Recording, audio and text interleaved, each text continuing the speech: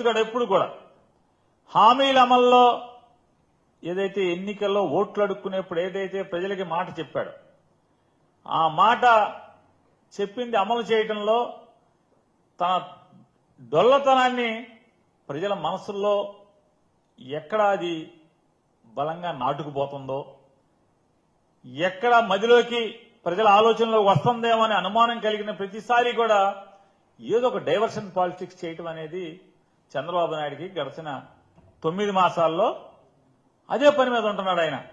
ఈ diversion politics play చేయాలి.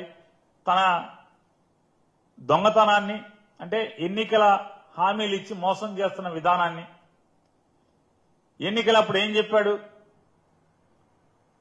సంపద సృష్టిస్తాను, సంపద సృష్టిస్తాం అనేది నాకు వెన్నతో పెట్టిన విద్య, సంపద సృష్టించి మొత్తం ఇస్తాను. జగన్మోహన్ రెడ్డి గారు ఇచ్చేటువంటి సంక్షేమ కార్యక్రమాలే కాకుండా ఇంకా పెద్ద ఎత్తున సంక్షేమ కార్యక్రమాలు చేస్తాను, ఏది కావాలంటే అది చేస్తానని 143 హామీలు ఇచ్చి ఆ హామీలన్నీ కూడా పంగనామాలు పెట్టి ప్రజలందరికీ కూడా ఆయన వ్యాపారాలు ఆయన చేసుకుంటున్నాడు.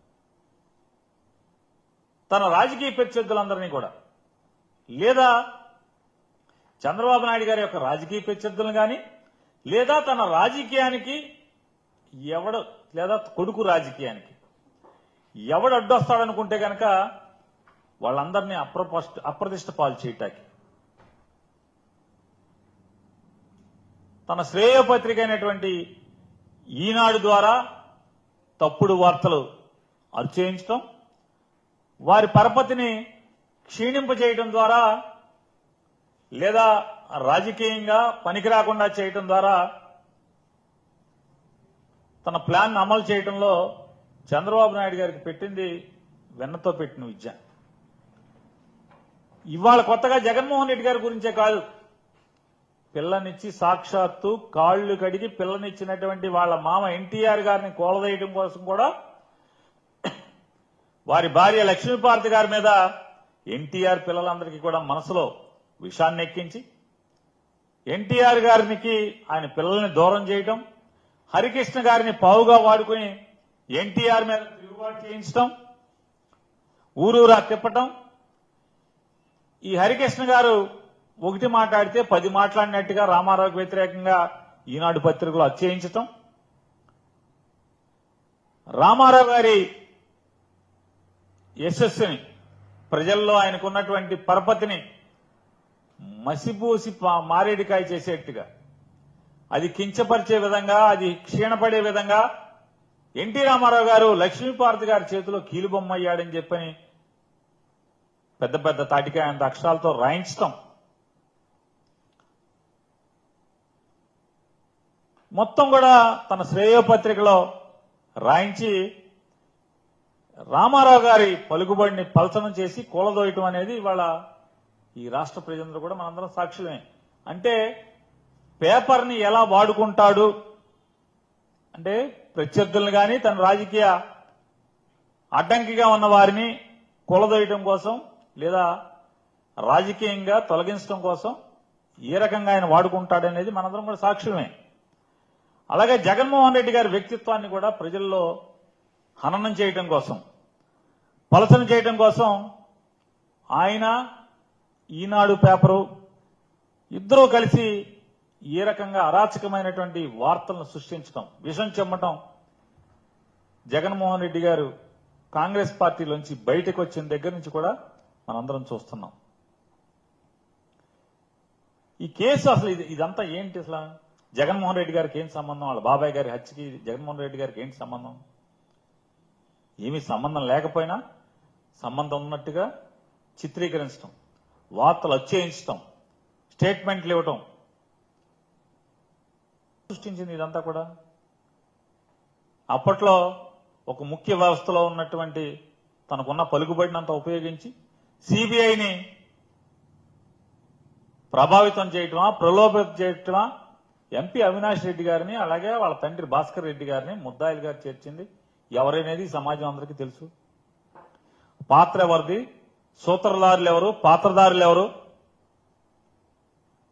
ఎవరి రామ్ లఖన్ సింగ్ ఎవరు, రామ్లఖన్ సింగ్కి అప్పట్లో ఉన్న వ్యవస్థలో ఉన్నటువంటి ఒక ప్రముఖ వ్యక్తికి లేదా ఆ ప్రముఖ వ్యక్తిని ఆడించేస్తున్నటువంటి ఇక్కడున్న ప్రముఖ వ్యక్తి అందరూ తెలిసి అందరికీ ఎవరెవరు అనేది ఇవాళ వాళ్ళని తప్పుగా ఇరికించడమే కాకుండా ఈ తప్పుడు కేసుల నుంచి ఎప్పుడైతే ఇవాళ కాకపోతే రేపైనా నిజం నిలకడమే తెలుస్తుంది. నిజం ఎక్కడికి పోతుంది? రేపు ఈ తప్పుడు కేసుల నుంచి అవినాష్ రెడ్డి గారు కానీ లేదా వీళ్ళు కానీ బయటపడటానికి అవకాశాలు ఎక్కువగా మెండుగా ఉంటాయి. కాబట్టి ఇప్పటి నుంచే ఒకటి డైవర్షన్ పాలిటిక్స్, రెండు విషం చిమ్మి ఎలాగూ వాళ్ళకి సంబంధం లేకపోయినా ఒక ప్రజల్లో ఒక ప్రలోభాన్ని అంటే ఒక అవగాహన అంటే ఓహో ఈ సాక్షులందరూ కూడా చచ్చిపోవటం వల్ల ఈ కేసు పోయిందా అని అనుకోవాలనేటువంటి భ్రాంతి కలగజేసేట్టుగా చంద్రబాబు నాయుడు చేస్తున్నటువంటి ఈ కుట్రని అలాగే న్యాయ వ్యవస్థలను కూడా ప్రభావితం చేసేట్టుగా ఇంతింత వార్తలు రాయించటం సంబంధం లేకపోయినా ఈ రాష్ట్రానికి తక్షణ అవసరం ఉన్నట్టుగా రంగన్న గారి హత్య గురించి కేబినెట్ మొత్తం చర్చించడం, హుటాహుటిన ఆగమేఘాల మీద డీజీపీ గారిని పిలిపించుకోవడం, ఇవన్నీ కూడా తన సహజ శైలిలో చంద్రబాబు నాయుడు గారు చేస్తున్నటువంటి కుట్రలో భాగమే, డైవర్షన్ పాలిటిక్స్ లో భాగమే. ఇవాళ రంగన్న గారి మరణాన్ని కూడా రాష్ట్ర రాజకీయాలకి కేబినెట్ లో చర్చించి వాడుకునేటువంటి పరిస్థితులు మనం చూస్తున్నాం.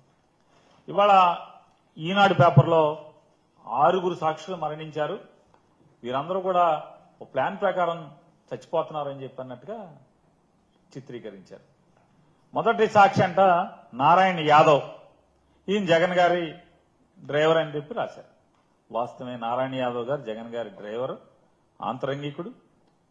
ఆయన 2018 సుమారు 2018వ సంవత్సరంలో జగన్మోహన్ రెడ్డి గారు పాదయాత్ర వైజాగ్ కు చేరుకున్న సమయంలో ఆయన తలలో గడ్డలు ఏర్పడటం వల్ల ఆయన అకస్మాత్తుగా అపస్మార స్థితిలోకి వెళ్తే అక్కడి నుంచి ఆయనకి ఎన్ని ఆపరేషన్లు జరిగినాయి, ఎంత వైద్యం జరిగింది, ఆ వైద్యం చేయించింది ఎవరు, చివరికి ఆయన 2019లో ఆయన మరణించిన పరిస్థితి అయితే, రెండోది అసలు ఈ నారాయణ యాదవ్ గారు ఈ కేసులో సాక్షి కానే కాదు అనేది ఇవాళ కడపలో లేదా వారి కుటుంబ సభ్యులు ఎవరిని అడిగినా కూడా, నారాయణ గారి కుటుంబ సభ్యులను అడిగినా లేదా పోలీస్ రికార్డ్స్ ఒకసారి చూసుకుంటే, మీ సొంతంగా ఒక చిట్టా తయారు చేయకుండా పోలీస్ రికార్డ్స్ అంతా చూసుకుంటే ఈ నారాయణ యాదవ్ అనే ఆయన సాక్షి కానే కాదని చెప్పనేది చెప్తున్నారు ఎవరిని అడిగినా కూడా. ఇవాళ ఇక రెండో ఆయన వాచ్మెన్ రంగయ్య గారి గురించి చివరిలో మాట్లాడుకుందాం.